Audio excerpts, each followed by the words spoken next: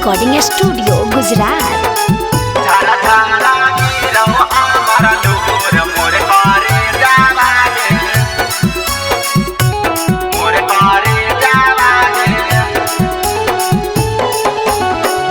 अइलहु बारतिया जनगे चल जइबी छोड़ मोर करे जावागे अइलहु बारतिया जनगे चल जइबी छोड़ मोर करे जावागे मोर करे जावागे झर झरा गिरौ हमर लोर मोर करे जावागे झर झरा गिरौ हमर लोर मोर करे जावागे काहे होई गेली जनगे इतना कठोर मोर करे जावागे काहे होई गेली जनगे इतना कठोर मोर करे जावागे मोर करे जावागे झर झरा गिरौ हमर लोर मोर करे जावागे झर झरा गिरौ हमर लोर मोर करे जावागे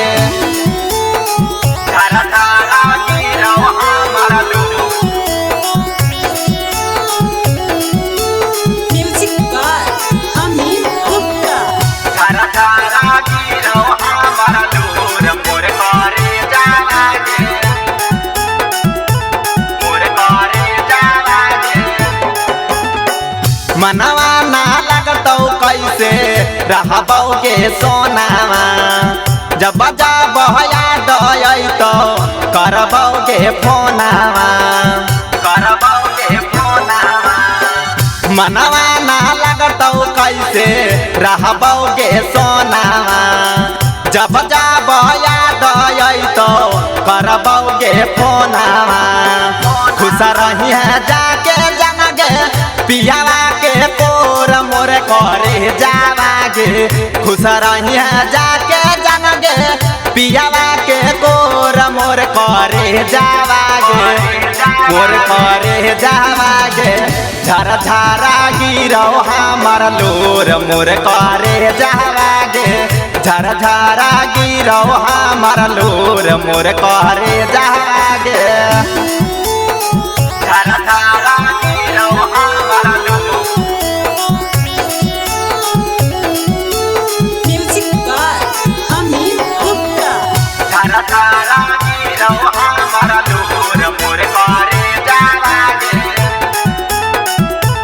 मोर करे जावागे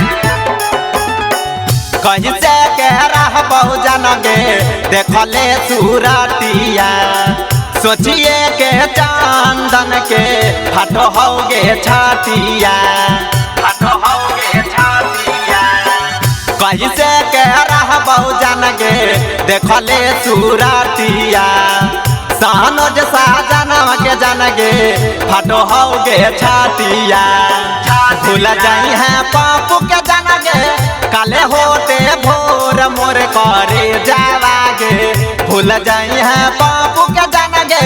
काले होते भोर मोर करे जावागे मोर करे जावागे झर झरा गिरौ हमर लोर मोर करे जावागे झर झरा गिरौ हमर लोर मोर करे जावागे।